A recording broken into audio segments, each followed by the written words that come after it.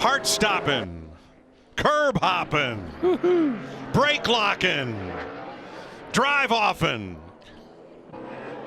I'm out of adjectives, boys. Is that a word, drive offing? Yeah. And then they got down to business. Kick up a little dust, a little Days of Thunder driving through it, and away we go. And then they got down to business, and at the end of first practice, Martin Truex had the fastest mock qualifying run, while Joey Logano had the fastest of the runaround laps during practice that were not on fresh tires and mock qualifying run. How you like the way we did that? We talk about them, and there they are. And here we are. Welcome back to Sonoma. This is the most fun weekend we've had all year. And the first practice showed a lot of drivers trying to find their way around what's become a very tricky course with the carousel added back in for the first time in 20 years, which means the first time in any of these drivers' careers. And, Jeff, it's been a tough test for man and machine so far. It has, and we saw right there in the highlights a lot of cars going off course, which I expected that to happen. We'll see plenty more of that. I do think, as you mentioned, that first practice was about just trying to get a feel for this racetrack because it is so new to them. But now I think it's time to attack. Now I think they went back, they debriefed, they are comfortable with what it takes in the line. Now it's how do we get our car better? How can I find a little bit of speed in a braking zone in the way I get through the carousel? I'm looking forward to this practice. That first one was fun. So, Darrell, they can look at all their SMT data, all their throttle traces and the brake traces and the steering input and angle. But what that won't tell you, I don't think, is did you hit your marks? Well, that's a big thing. I mean, you know, we talked about this in our first practice. There are no markers around this racetrack. Yeah. I mean, it's not like a lot of the racetracks where you go 4, 3, 2, 1. You don't have any of that here. You're kind of on your own. And so I always like that first practice. To me, I call it driver orientation. I think the drivers go out and they learn the course because it is a little bit different. I think they bring what they've learned, they bring it back to their crew chief, and then it's up to the crew chief to make the adjustments to the car to suit that driver's style. So now I think it's time to see what you got. It's the 50th anniversary of Sonoma Raceway, but it's the first time in 20 years we've run on this track configuration. Matt Yoakum.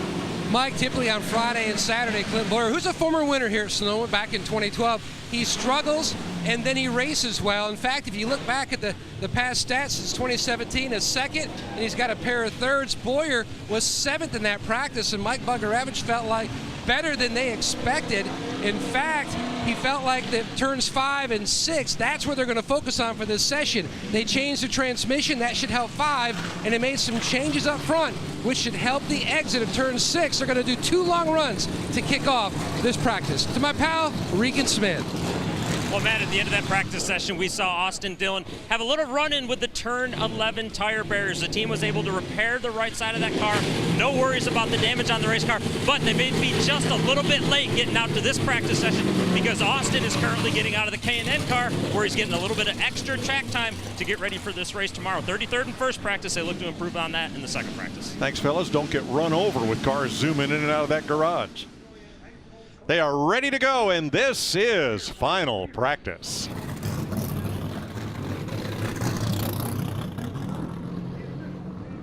So this is just a couple of minutes ago. Kyle Busch went out with track and NASCAR officials to take a look at, we believe this is turn 5, and the area where drivers can drop a right wheel off, kick some dirt and dust up on the racetrack. If you do too much of that, that's going to create quite a rut at the edge of the pavement. Well, I saw it towards the end of our first practice. There were a lot of cars kicking up dust in that area, and I thought to myself at the time, I think they're going to have to address this because there's going to be a lot of that throughout the race, and even in qualifying. Tomorrow's group qualifying, if somebody ahead of you drops a wheel off, throws that dust out there, it's going to affect other cars as they come through there to try to make qualifying runs. It looked like Kyle was on a mission. I mean, you know, saw him walking pretty quickly down the racetrack here as if he was pointing out some areas that obviously need some attention. I just wonder how he was aware of that because the what are they? K&N cars, I guess, or the West Coast cars were out on the racetrack. Maybe one of the, I know Cole Custer's in this race, or some of the other Cup guys are in this race. Maybe they came back and reported that there were some issues with the racetrack. Well, and obviously we're a little bit, delayed here. So obviously something that happened there late in the K&N practice that he saw on TV, or maybe somebody reported it to him. Or, maybe a car had some fluid running out of it, and he saw the car go by with fluid coming in. I really, we don't have. And he's like, while we're out here, by the way, let me show you something else. Everybody's dropping the right sides off here and throwing a bunch of dirt on the track. He is the Cup Series winningest active driver with 4 road course wins. Martin Truex has 3, Kevin Harvick has 2, and 7 drivers have 1 each. Jeff, this is a shifty place. Well, and we were riding along with some cars in that first practice, and we saw and heard some different RPM ranges that they were doing. So here we go, coming to the start-finish line. Some teams are going to choose to go 4th gear, down to 3rd in turn 1, down to 2nd, maybe even down to 1st, back up to 2nd. I think as you go 3A, 4, 5, 6, all the way off of 6A, pretty much everybody's in 2nd gear, up to 3rd gear, possibly up to 4th gear, in turn 7 down to 1st gear. Back up to 2nd gear. I see some go to 3rd, maybe as they come through those S's, quickly up to 4th, down to 3rd through turn 10. And then the heavy braking zone to turn 11 is one of the slowest parts of the racetrack, all the way down to 1st gear as you accelerate back to the start-finish line, back up through the gears. Yeah, and Mike, I think that's one of the things we heard on Clint Boyer. I think it was Boyer we talked that they said changed his transmission. I think there's a, Larry, correct me if I'm wrong, are there race shows that you can or cannot run? Yeah, the road courses are exceptions. Most racetracks we go to, you have set race shows you have to run throughout the gearbox. Here, 1st, 2nd, 3rd's pretty wide open. The only thing that's mandated, 4th gear has to be 1-to-1, no overdrive, and then you can change transmissions all you want up until qualifying. You just have to present the car with the transmission you're going to race for qualifying. And Larry, what I noticed in that first practice is I think there were some teams that wanted to change transmissions, but track time and learning this track seemed to be more important to them than taking the time to actually change the transmission. So a lot of that happened in between practices. Let's see if Martin Truex is on a flyer. He was quickest in first practice. Here he comes out of this kink to the start-finish line. Well, the tires fall off so fast here that you want to maximize the grip while you have it. So it's possible this is a qualifying run, or it could be he just wants to put up a big lap up here early on these fresh tires. And Mike, you would change transmissions because you need to be in a different gear at a different spot on the racetrack. Maybe you're max outing engine RPM. Maybe you're turning too many RPM in a particular gear for where you are on the racetrack. So that's part of that, learning the track and what we need to do to the car to maximize the speed around this joint. Now this is an hour and 20-minute session, but Martin Truex, it's only an hour 5. He has a 15-minute practice penalty at the end of this session. And right there with Martin Truex Jr., something I noticed he did is he went 2nd gear up to 3rd gear going in through the carousel, came out of there 3rd, went up to a 4th gear. Now here he is coming, I believe, all the way back down to 1st gear. And Mike, again, it's driver preference. Some guys don't mind shifting gears. Some guys kind of get a kick out of doing it. Other guys, they want to put it in a gear and leave it there. They don't want to have to mess with the shifting. So it's driver preference as to what gears you're going to run in your gearbox and what gear you're going to be in as you go around this racetrack. And you could hear right there, he kept it in 3rd gear, probably touched the rev limiter just a little bit. 2nd gear, all the way up to 1st. Which kind of surprised me, Jeff, because I know a lot of times through the S's, when you really get through there well, you're going to hit high gear as you come into turn 10 right here in front of us, and then back to 3rd to get down to turn 11. So again, you just don't know until you put down a hot lap. So Denny Hamlin to the top, Truex 2nd, Eric Jones now 3rd. You're riding with Ryan Preece, who was fastest in K&N practice that was just concluded.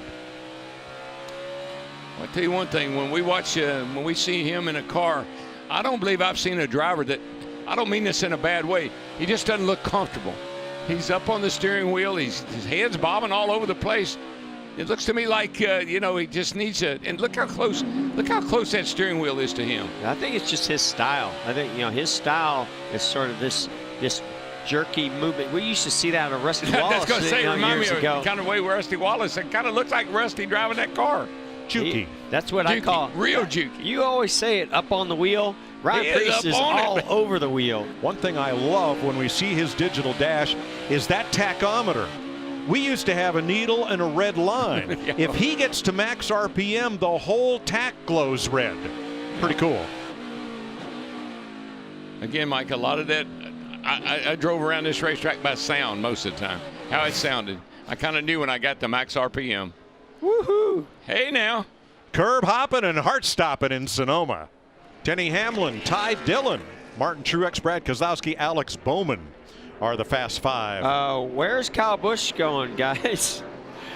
That is not the way around this racetrack. Oh, I'll be with you in a minute, boys. I think he missed turn 4, that downhill braking zone, which is catching a lot of people out. Whoa, yeah, you see the car, it got loose. And so he used basically the old track, but it's now the access road to get back on track. You know what he said?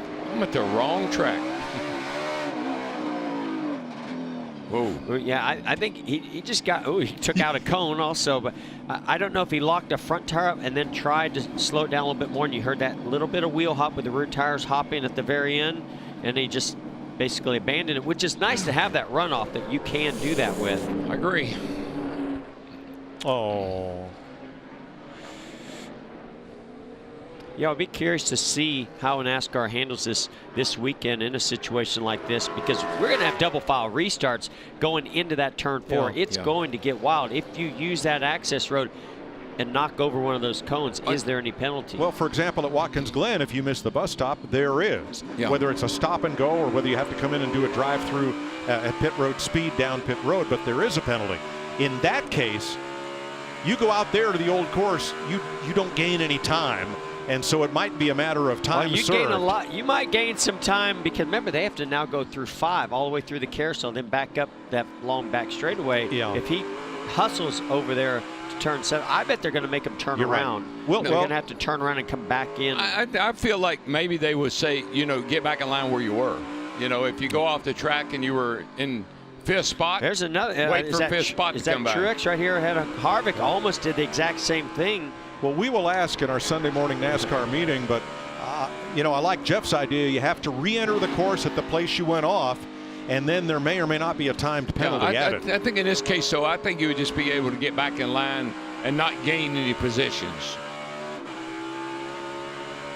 So they told Kyle Busch to turn around and re-enter the course where he went out, and here was his reply. We can do it one more time. Do not use that cut through. NASCAR's going to get mad. What are you supposed to do? Turn around in the dirt? Yeah. Well, it'd be maybe a 3-point turn on the access road, but yeah, it's going to be a huge penalty. Yeah. Somebody else going to get a warning. Well, they saw Kyle Busch do it, and they said, hey, maybe there's something to that over here. That's Cody Ware. And yes, Jeff, you're right. That would cut off almost a half a mile of racetrack. I just believe they will make you stop and wait for you to get back in line where you were. I think it's going to be worse than that. I think it's going to be a timed penalty. Could be. Come down pit road and have. Hey, guys, look who's at the top of the sheet. Well, of course, look what's on his race car. Number 95. You were at the top of the board. I was, yes, sir. Riding with Matt DiBenedetto. Boy, one thing I'm watching is we're watching this through this roof camera on Kevin Harvick's car. There's that 95 car. And we'll show that hood and show old DW. Oh, no, you're not on the hood of this car. This is the paint scheme that you had when your first car was first 95. Race. Yeah. But watching that onboard shot from Kevin Harvick to the 19 of Truex, Truex is really struggling. All right, look, we're going to have to fix our scoring because Cody Ware now has the fastest lap because of the cut across, proving Jeff's point. He's 2 seconds faster than anyone, and that's not going to fly. No, it's not. Does this mean we have to go ask Matt DiBenedetto? Did he cut turn 4 to 7? I don't think so. In fact, he's taken a slow lap back to the pits now, having made his mock qualifying. And you run. know what everybody's saying? Hey, Cody Ware ran what?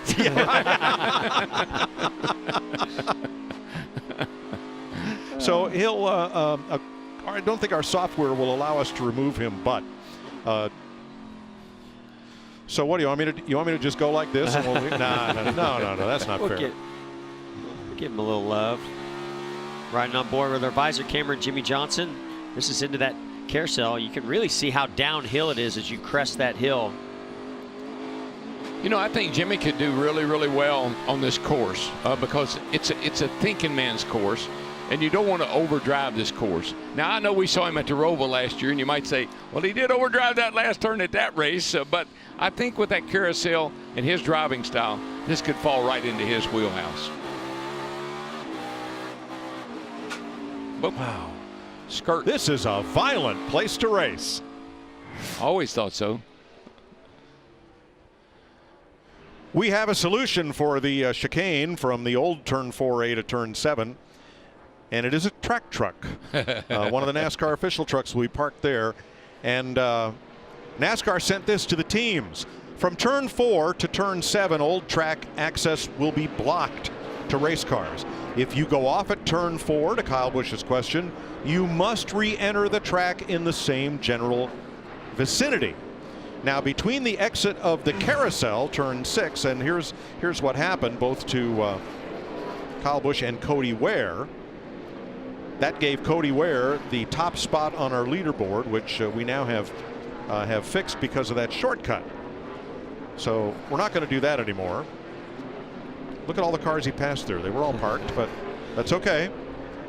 Hey, he wanted to get back around to run another lap, and so that's what he had to do. Going that's back fine. to Kyle Busch's point, if you run off there, it's not an easy, just quick turnaround. I mean, it's not real wide there, so you're going to have to either spin the car around, and now you're coming head on into the traffic that's still coming at you. So it's going to be a tricky situation. I don't like that solution. There's one other. Between the exit of the carousel, turn 6, and the entry to turn 7C, if you're forced out onto the drag strip, you must come to a complete stop, re-enter the track behind the cars you were racing before you exited the racing surface. If you don't comply, it's a drive-through penalty. If you can't make the drive-through prior to the checkered flag, they're going to give you a 30-second time penalty, and that is the same as if you miss the bus stop at Watkins Glen. It just seems to me, we only do this one road race every year, but I thought protocol was you entered back behind the car that you were, whoever you were behind when you went off, that's where you try to enter back into the track. Turn 7, Bubba Wallace. Bubba was on track for about 10 seconds in the first practice.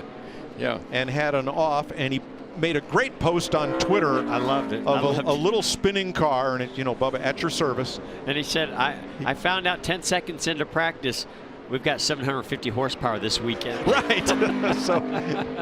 so he kind of took it on the chin himself for that one. Kyle Larson at the top. 35.026. Hey, it's good to be with Ganassi Racing. Positions right. P1 and 2. Absolutely right. And he was fast on a long run in our first practice. We've seen him win the pole out here. So I think both of those cars, Kurt Busch behind the wheel and Jamie McMurray, when he drove that one car pretty fast out here on the road courses too. So I look for Ganassi to have a pretty good weekend. I just wonder if having run the Indy cars here on a similar circuit, if that could, be of any advantage to Larson and Kyle Busch or Kurt Busch there. Woo. Because they have run the Indy cars here. I don't know, but Kyle, we saw somebody hit the tire barriers. Austin Dillon clipped him, and right there, Kyle Busch just touched that tire barrier a little bit. We saw it can damage the right front pretty heavily. Turn 2.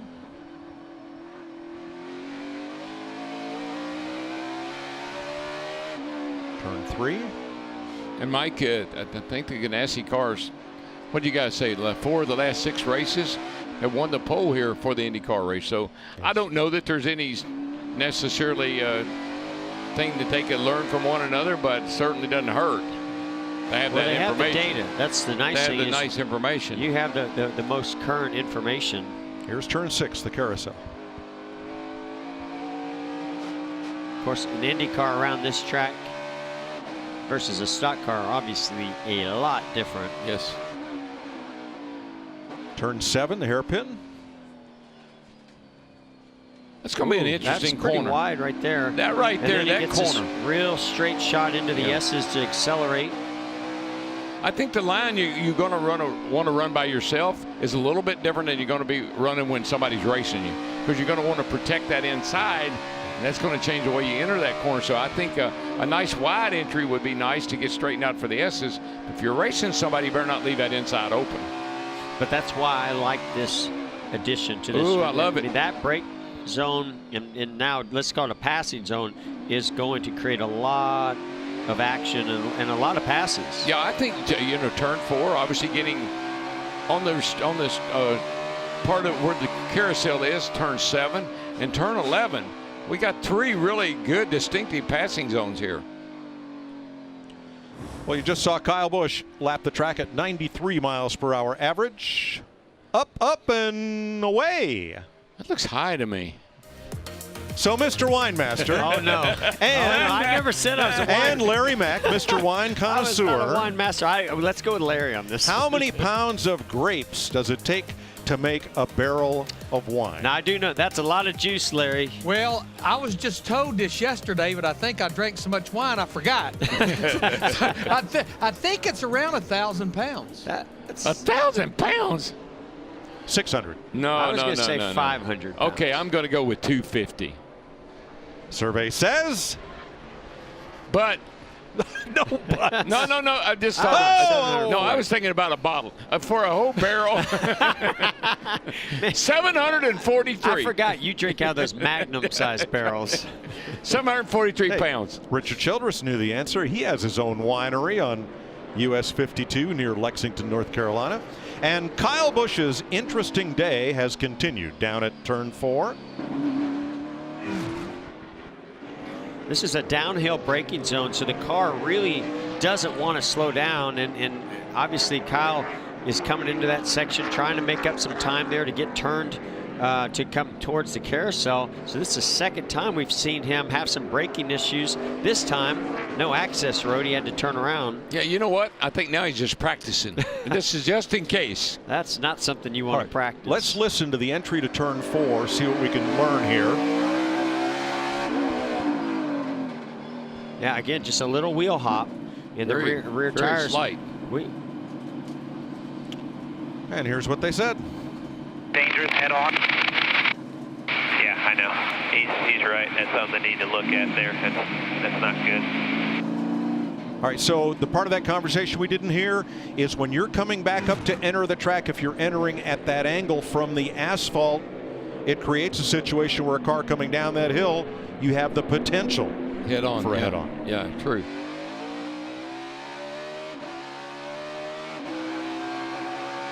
So now the rule says you must re-enter in the same general vicinity.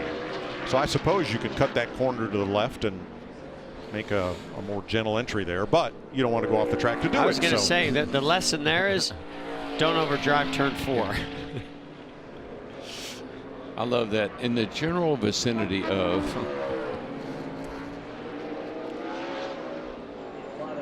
There you go. That's the way it works. He said, I can do it if I have to.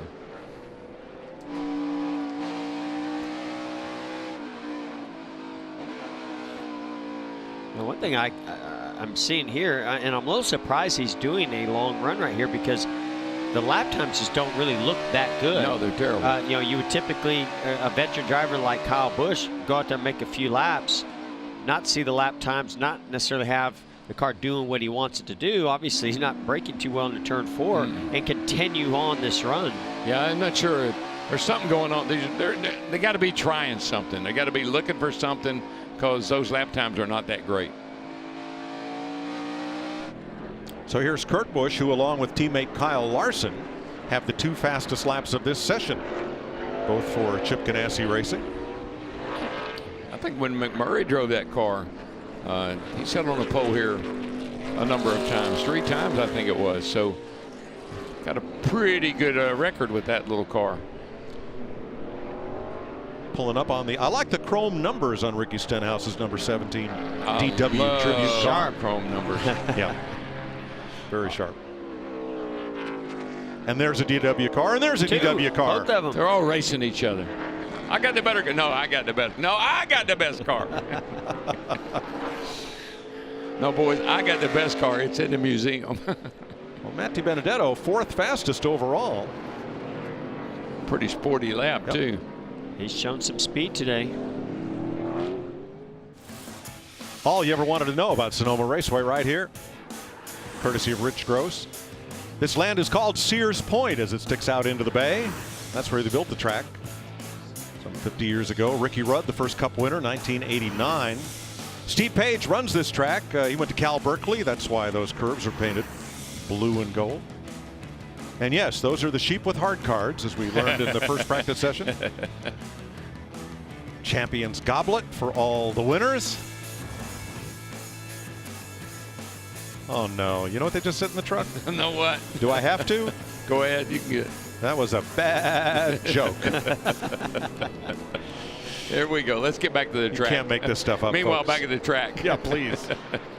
Here's that passing zone that we were talking about into turn 7. You can see Boyer put a lot of pressure on Keselowski. Actually locked up the right front tire a little bit late into that braking zone, but Keselowski said, hey, go right ahead. I'm going to follow you for a little bit.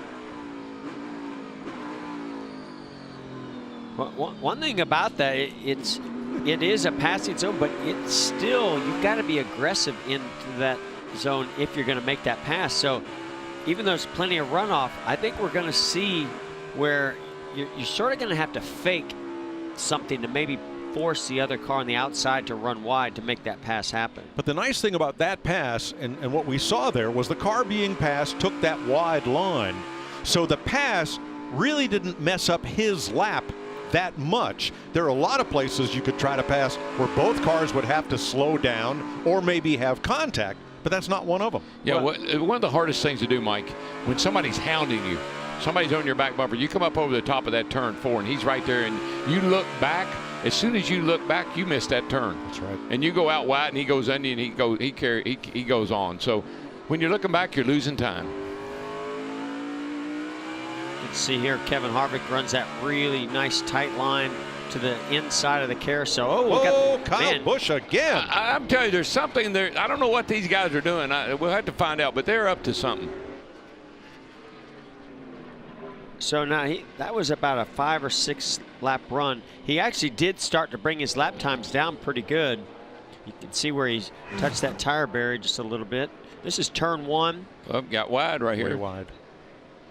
Got into the loose stuff and around goes 18. Yeah, so he just carried a little bit too much speed in there. Maybe the car got on the splitter a little bit, but you got to be careful there. If you overdrive that section and you start to try to slow it down, you lose front grip. Yeah, he got on the splitter really hard. He was carrying a ton of speed. Well, let's see. He's been off at turn 2. He's been off at turn 4. And he's not done yet. I gotta say, you know, he's pretty fortunate. We've seen where people have gone off in this section of the racetrack, and you end up upside down. How do you know where the limit is unless you go out and find it? Mike, that's what I say about these guys. They got to be doing something. Because we look at their lap times. They're not great lap times. And he stays on the racetrack, and they continue to run laps. So I think they're looking for something. Kyle Busch in the last 9 road course races has only 1 race where he finished out of the top 10. So he knows what he's doing. He's a road racer. He's got that experience. I just think they're experimenting with something. But I would also, you know, the more experienced veteran Kyle Busch, now he'll do this in practice. He'll push the car to the limits, spin out, go off track. But when it comes to the race, he'll put it all together.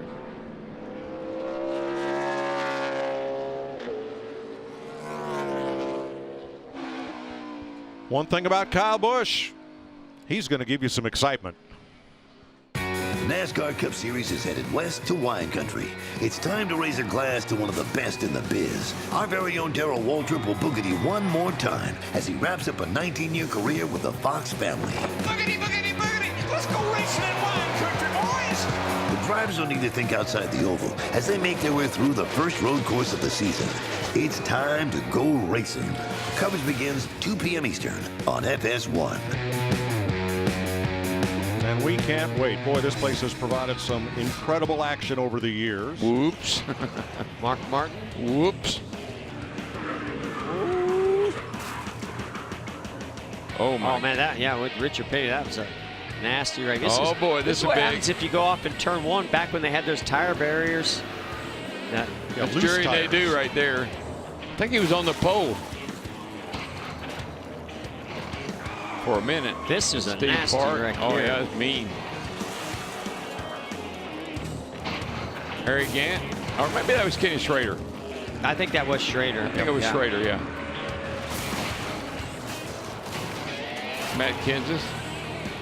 But you got to look, I mean, these are big, heavy, powerful stock cars, not a lot of tire, they wear out fast, but you've got some aggressive drivers that want to take up that real estate, and that's the results that you'll see because of it. And one thing we learned was that stacks of loose tires make for spectacular footage, but they don't dissipate energy all that well. No, they don't. And I think the other thing we learned, Mike, is I think we take for granted how fast these cars are going. Yes. I mean, these cars are hauling butt around here. You know, right now the fastest lap's 95 miles an hour average around this racetrack. That means you're hitting some pretty high speeds, probably 130, 40 mile an hour in some places, but it never looks like it. Well, it's been an eventful day. 6 drivers have never been here before, like Ryan Preece. And then in this session, before it started, Kyle Busch took NASCAR and track officials out to look at this area where drivers were kicking up dirt and rocks at the inside of turn number 5, where none of these drivers have raced before.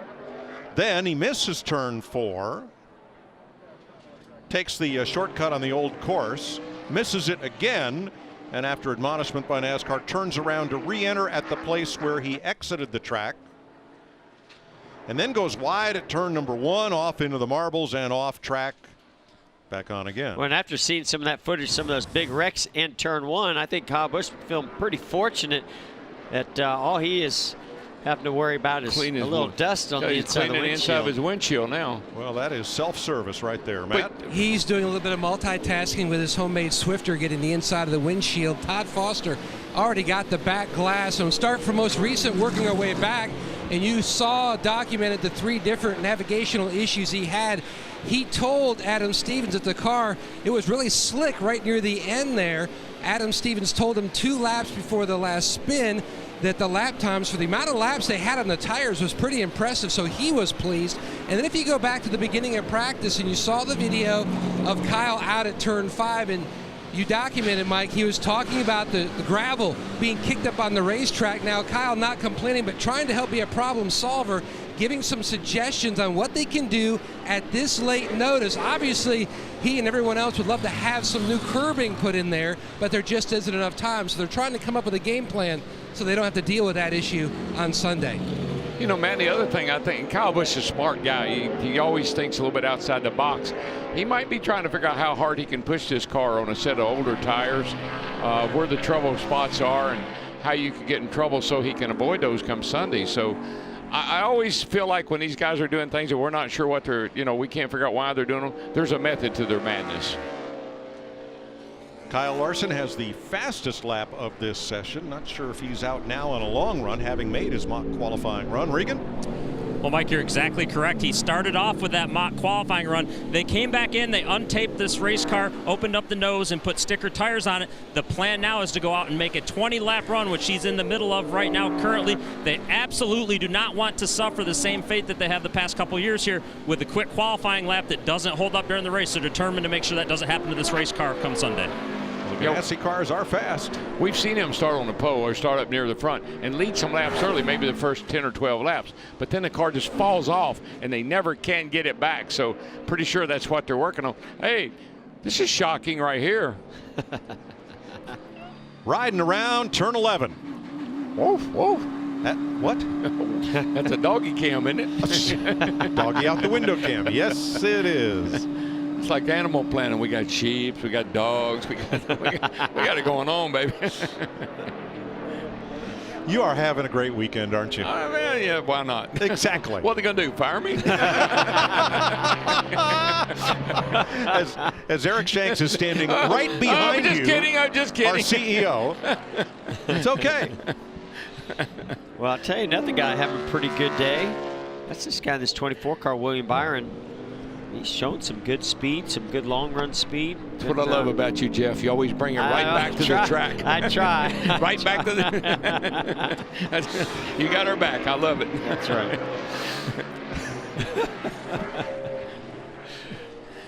But you're right. William Byron is having a pretty good day in that 24 car.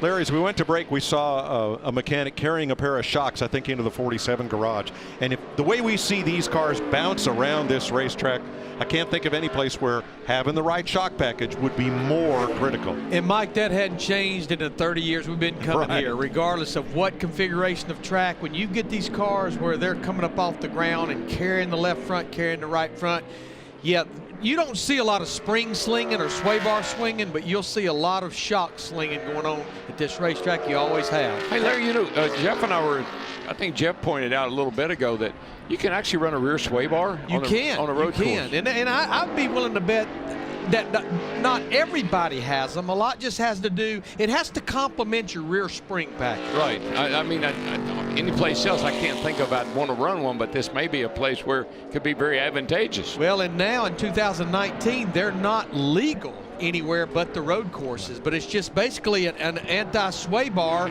for the rear of the car, just like we have the anti-roll bar for the front. Well, there are a number of things that are different at road courses. There are rain tires mounted up. We're not going to need them this weekend, don't worry. Thank goodness. And there's a windshield wiper on every car. That is a NASCAR requirement that it be on there and operable. Of course, the teams have been in the wind tunnel. They have found the optimal angle at which to set that wiper blade to provide aerodynamic benefit. Look how big that sucker is. At least during practice, and I'm going to have to double check about during the race, whether it has to be on the car or you see the little stop where it mounts, or available to go on the car in case of rain. Yeah, I'd say that's it. I think if it had to be on the car, I think they'd make it mandatory. Everybody's even having to practice with it. But I like the different positions that people find them in and the size of them. I'm sure there must be some restriction. Some have them leaning over to the right, some have them leaning over to the left. If there wasn't a restriction, there will be. There's one that's going left. The Fords look like they're all left. Here's the Chevys. Well, and we talked in our first practice about teams focusing on left-hand turns versus right-hand turns, and obviously aerodynamics play into that. We might want to watch those things. It might be to the right when they go left and to the left when they go right. Oh, jeez. Rocky Horror Picture Show comes to mind. To the left, yeah. Hey, you know, Chris Rock's got a great song out. Have you heard that song? At the end of the song, you know what he says is a video. What? Boogity, boogity, boogity. Really? Oh yeah. Old it's Town called Road. Old Town Road. You got to. Okay. Somebody sent it to me. I cracked up.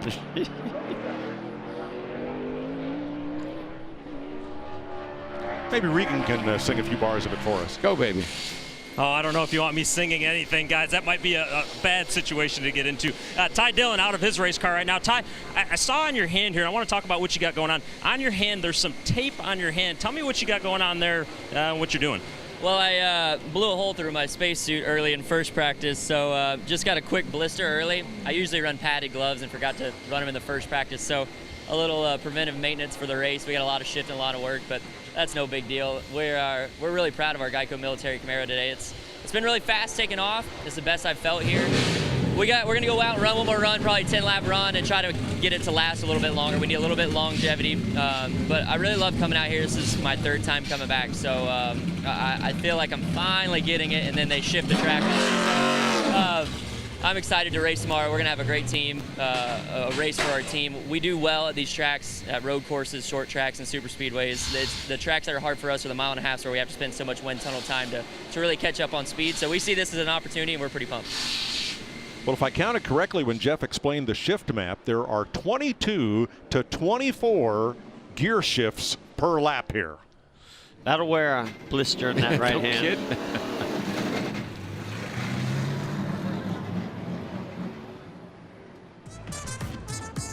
The best in Major League Baseball celebrate the Midsummer Classic. It's the All-Star Game, July 9th and only on Fox.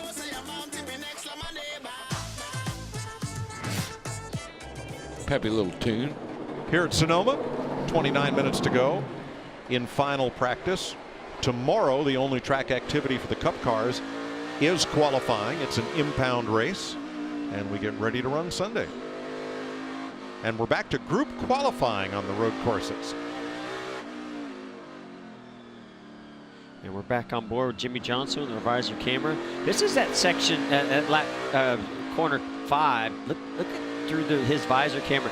how you can see there's now a clear lane where the cars are running through there, and how much dust has been kicked up, that dust that and gravel that Kyle Busch was focusing on before this practice started. And they've got a good argument for what's going on over there. It's going to get pretty ugly during the race. But just let Jimmy Johnson work the throttle. He never jumps in the throttle. He eases into the gas, nice and soft. Gets the wheels, gets them planted, and up through the gears he goes. Big bounce off that right side curve to the left. Up and over those curves, yeah, doing a nice job. But you just never hear it. It's not erratic. It's nice and consistent and smooth. Even here, listen. Nice and back in the throttle. See what he does here in turn 11. Right down next to the tires. Managing that wheel spin off of turn 11. Yep.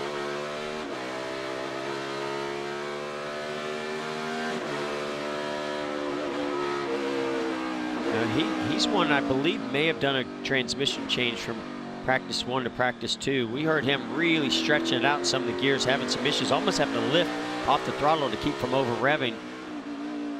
Second gear right there.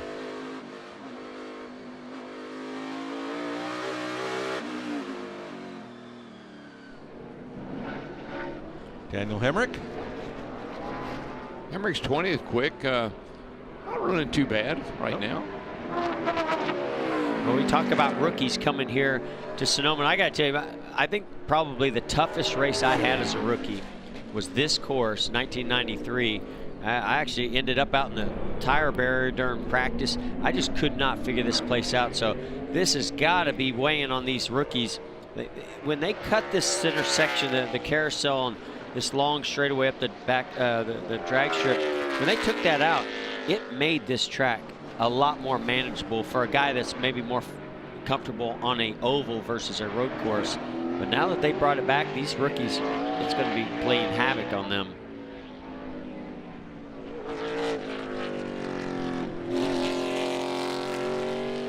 Well, here's a look at the changes. This is the layout we've run for the last 20 years here at Sonoma for NASCAR events, but up at turn 4 to turn 7, that chute is now gone. You turn in earlier on that straightaway after turn 3A, down to turn 5, up and over the hill, and all the way downhill into 6 and 6A, and then up the drag strip toward turn 7. And we talk about elevation changes here. All those elevations that happen here at Sonoma all have some kind of a blind entry into a brake zone, a apex, or a corner. So that little bit up and down there is a lot more than it seems. Yeah, it was surprised when you come over 3 down to 4 there. I mean, you're not in the throttle hardly at all. You're over that hill and out of the gas to make that sharp right-hander. All right, fantasy racers, here you go. Here's the best 15-lap average for this practice session. Only 7 drivers have made a run of 15 or more laps. Nobody's gone 20, but there's the best of the group. I know, and it's interesting to me. Look at, I got to point out Matt DiBenedetto, at number 95. He's got the 7th best average here, guys. Remember, that team has an alliance with Joe Gibbs Racing. We've seen where those Toyotas have been pretty strong out here in the past with Truex and the 18 of Kyle Busch. So some of that paying off for them this weekend. Plus, Matt's a great, I mean, he's a great driver all the way around, but pretty darn sporty on these road courses. I don't know. I think it's you don't think it's that Omaha orange, do you? I think it's that paint job. I'm just saying. Now, I got to say, Clint Boyer, the last 5 laps of that 15-lap run that he ran, 5 or 6 laps, are very impressive. So he's got the long run speed. Didn't that blow your mind, though, that Boyer is a good road racer? You know, not really, No. because he hustles a car. Man. Right? I know, but there's so many turns. And he just ran his fastest lap of this session, 4th on the board. I'll tell you why I'm not surprised, because he leads all active drivers here with 8 top 5s. So he does it, man. Those stats He's got it prove it. figured out. When he drove Michael's car, he drove that 55 car, I think it was, he won here in mighty fine fashion. By the way, that car has been turned into one of our NASCAR 2-seaters. Oh, wow. We're going to do some hot laps in this afternoon. You know, the thing about those cars that he won the race in was Marcus Ambrose's car.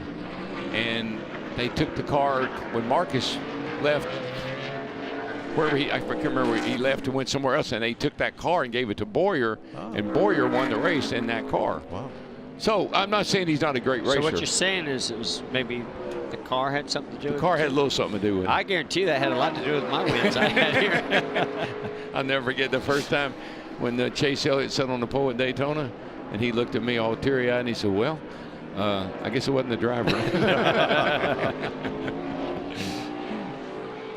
How's Corey LaJoie doing today? 30th on the board. 14 laps. His 7th lap was the quickest. It's too bad he didn't have his face on that car. And he and Reagan, they could have got face to face.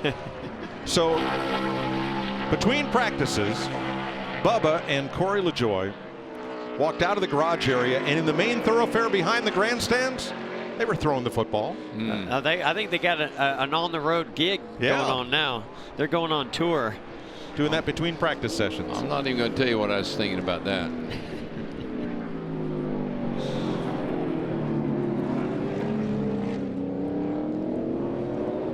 They threw footballs and kicked footballs last week, what, for a couple hours? But I bet they had to get an ice bath after that one. But how cool was that? You know, 2 weeks ago at Michigan when we had the rain, and during the rain delay, a little punt, pass, and kick going on here. Ryan Blaney got involved. Daniel Hemrick got involved. And then they started playing football with the fans. All right, you didn't get to see a race, and gosh, we're sorry for that. Mother Nature intervened. But you got to play football with a couple of NASCAR stars. Yeah, Corey LaJoie, I mean. How cool is that? Corey LaJoie could put that ball in the air, buddy. He's got an arm. He's got an arm. What'd you say, Jim Kelly? Jim Kelly taught him how to throw when Jim was partners with Frank Cece in the Busch car that his dad Randy drove. Taught him well. Sure did. In fact, I think I saw on one of the Fox football shows where they were analyzing his form. Wow. Huh. Double check.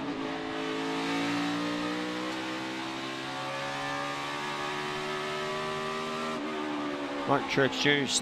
This is, I believe, fresh tires on a run. He's right. about 5 laps into this run, putting some pretty good laps together. Oh, now he's coming to pit road. I believe he's happy with that car.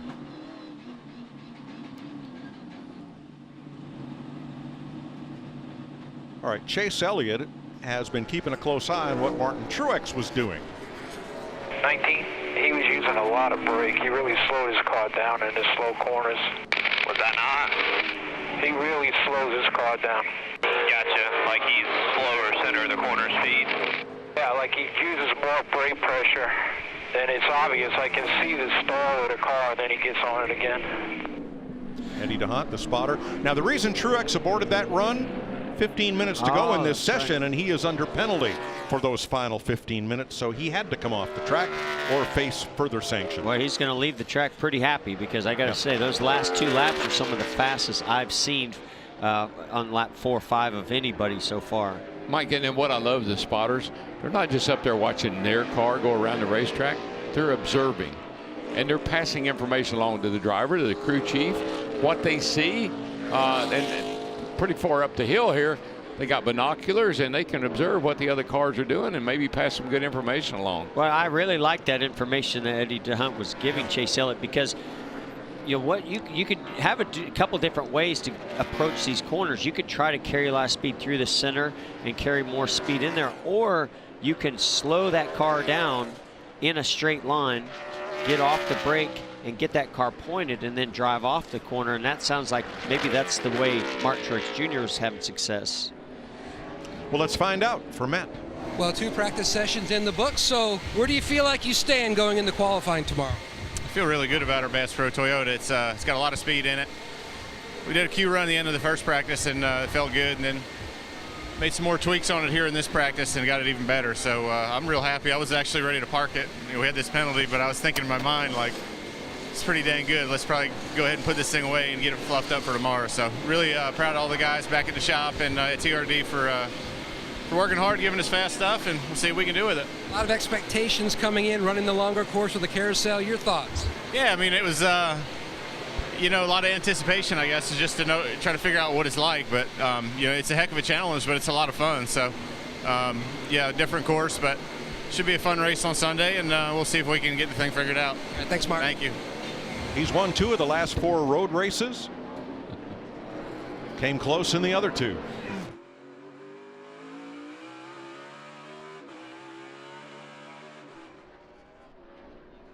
Lock it down. Yeah.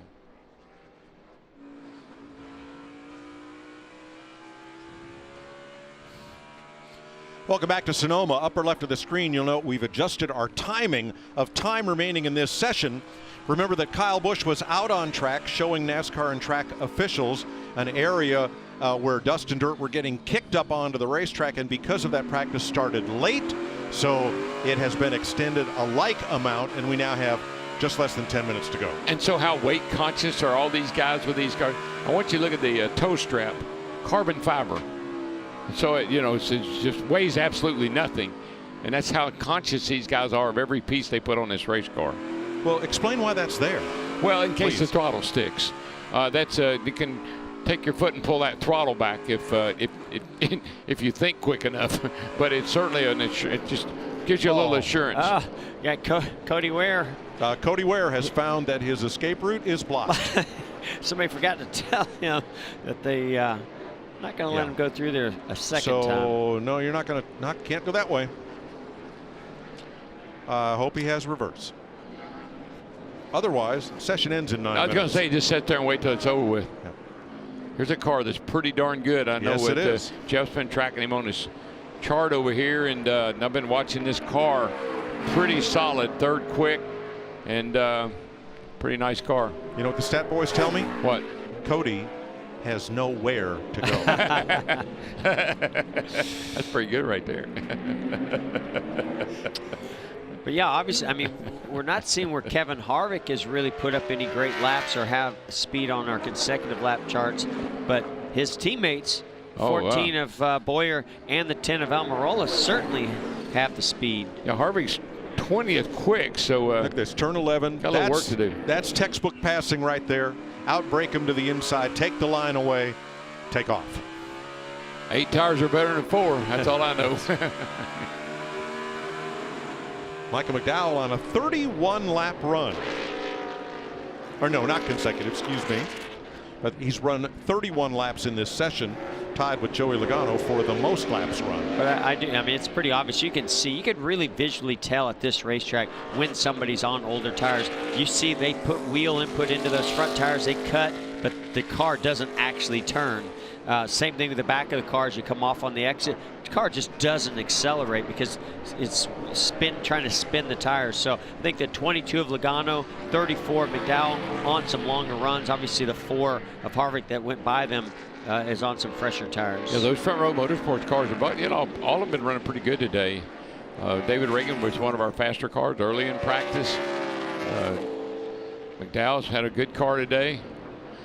They have a strong alliance this year. I think they've increased their program a little bit, and it's helped the performance of the cars.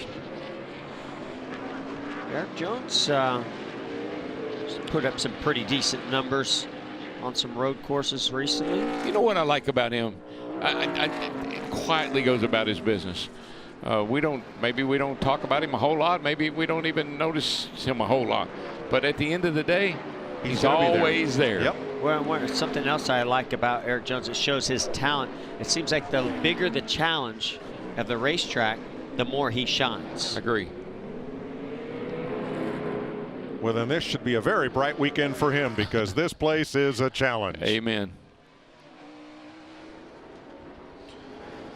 Something is up in Sonoma, and we're not sure what. This just happened. I'm going to get to the bottom of this. Third time's a charm. I'm going to get to the bottom of this. Now, the one thing I did notice on this time, you could see where his left sides were over on that curb as he comes off of 3A. And then right as he lifted and went to the braking zone, I think those left side tires just didn't have the grip. You know what? He's the only guy here that knows what to do when you run off. Cody Ware, he got stuck over there somewhere. We're waiting on him to find his way back. But I'm telling you, Kyle Busch said, look, if this happens in the race, I know what I got to do. 3 minutes to go, final practice. Qualifying tomorrow on FS1. Well, what's the... Whoa, Bubba goes around in turn 7. Bubba started a day like this, and it's going to end a day like this. All right, Tony Hirschman is Kyle Busch's spotter. And, of course, we listened in. Yeah, I don't see what he's getting into 4 there. It kind of looks the same thing. It's going straight, and then as it starts turning off to the right, and he starts putting brake to it, like it lands on the left front, leans over on the left front a little bit, and then I don't know if it wheel hops or what, but...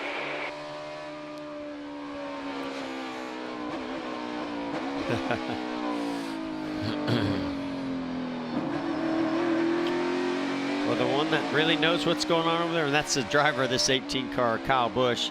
All right, I really think everyone's been a little bit different. One was on older tires, I believe. One was just being super aggressive. That last time, we see the car right ahead of him get a little bit of wheel hop. Is that Daniel Hemrick, I believe. Obviously, turn 4 is going to be a real issue for these drivers because it looks so tricky to get in there. There's just not a lot of grip. It's downhill. That turn in is important, but you're just not going to be able to attack it if you want to stay on track all day. Well, better today than tomorrow because group qualifying, everybody gets out there. You have a spin or a problem like that, it could mess up not just your lap, but several. Yeah, Mike, I just think the thing that's interesting to me as I listen and watch, you come up over 3, and that's blind, we know. 3A. And I mean, yeah, at 3A, and all of a sudden that turn is there. I think it's easy to overrun that turn. Well, there's no markers at all, so you're doing it completely by feel. How about the Gaunt brothers and Parker Kligerman, 6th fastest in this practice? All right. You had lunch with him yesterday, didn't you? Yeah, saw Parker at the hotel that we're staying at, and he was pretty excited about this weekend, and I think he's a decent road racer too. He's one of those guys that has that skill set that he can bring to this course here this weekend. He just ran that on his most recent 24th lap. Yep, 6 quick. That's a pretty good lap. Final lap of this session. Ricky Stenhouse now 9th fastest.